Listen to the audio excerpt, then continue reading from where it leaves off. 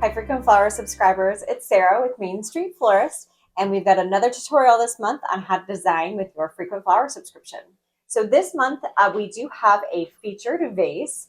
These are available in the shop when you come to pick up your bouquet. If you want one of these vases, just let us know or shoot us a text message. We'll set one aside for you. This is what I'm going to design in today, just to kind of give you a quick little tutorial. This month we are working with we have Cremones. Yours may be a different color than mine. I've got sort of a buttery bronze color. I do believe you've got some beautiful cocoa ones coming your way. We also have Solidago, just as our filler flower. And then we also have Alstroemeria, and these are a vibrant, beautiful orange. I'm so excited to work with these. Alstroemeria is a very long-lasting flower. We often have customers tell us that their blooms have lasted up to 3 weeks. So to get a long-lasting lifespan of your Alstroemeria like this, you want to make sure that you're changing that water regularly, recutting the stems, and then keeping it somewhere in your home that is going to be out of a window or bright light or anywhere that might be too warm. That's going to allow them to live as long as possible. Same with your Cremones. They are also a very long-lasting flower, so you can almost get up to 2 weeks with these as well. We're going to start with some care and handling. Anytime you're working with a Cremone, sometimes it's called a spider mum, a Fuji mum, a disbud. They're all in the chrysanthemum family. These larger blooms come with little hair nets on them. So we have left them on as you get your bouquet just to protect them, but I want to show you how to take them off properly. So what you want to do is start at the back of the bloom and then slowly peel it off up and over the flower like this. Sometimes you can get away with giving them a little tug on top, but that often can also break the neck of the flower. So we definitely recommend start at the bottom and kind of peel them off. The reason they come with these little hair nets is because with the disbud, even though they're very long lasting, their blooms are a little bit more fragile.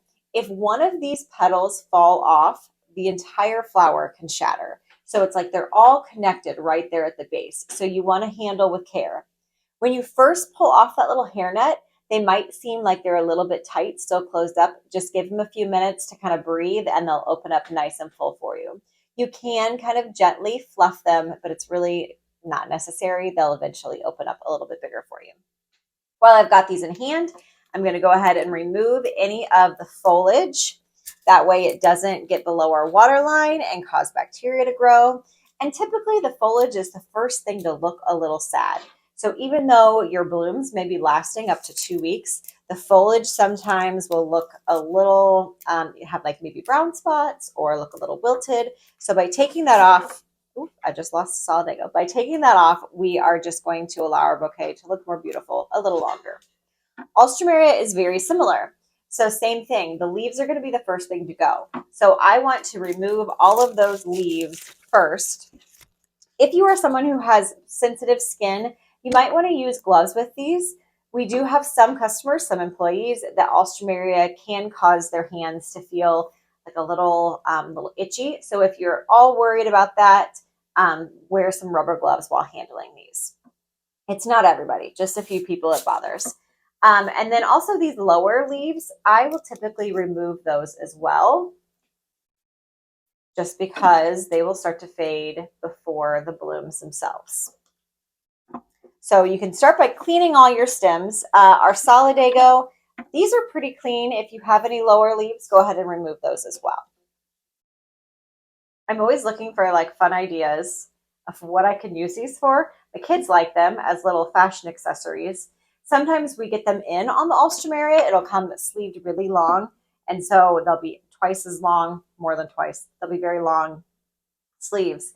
One thing I actually use them for at home is I've got a vintage aluminum Christmas tree and it has like the individual branches. I've figured out that I can use the long sleeve to protect those branches when I pack them up every year. So if you have anything like that, you can repurpose the little sleeves for. Kind of a fun way to recycle.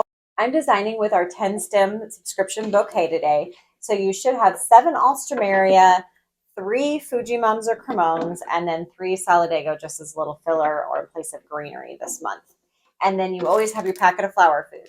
So you want to start with your water in your clean vase with clean water. Add your flower food too. I already have mine in there.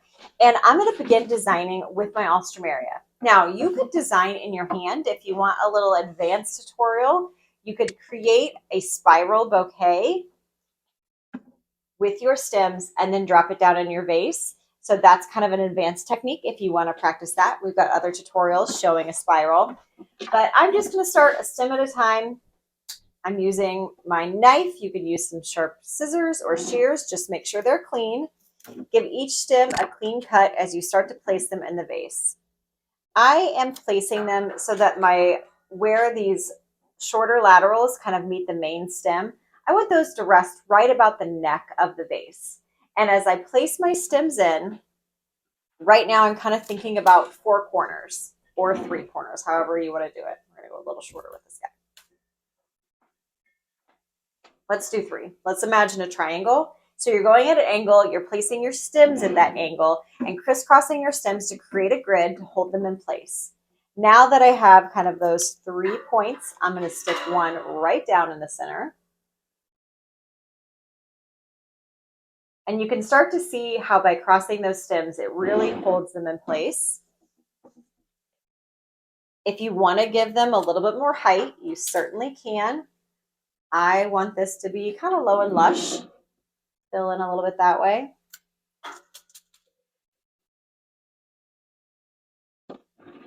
And then I'm just kind of rotating my vase and placing the stems at the angle wherever I feel like there's a little hole.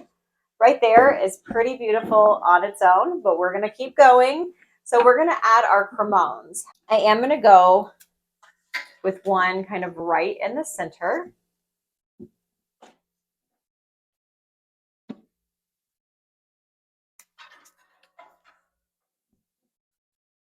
You can hear my stems fall on this metal shelf behind me as I drop my stems to the floor.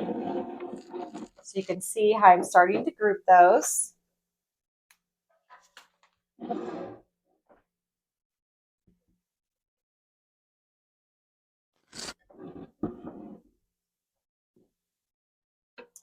And then now I'm going to go in with my Solidago and I'm going to give it a little bit of height to one side, make it a little bit more asymmetrical.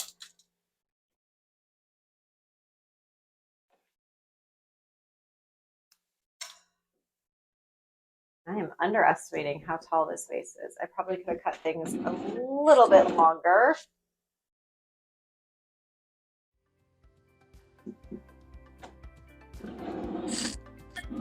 And there you have it. There is our simple vase. This would also be fun if we had some preserved fall leaves.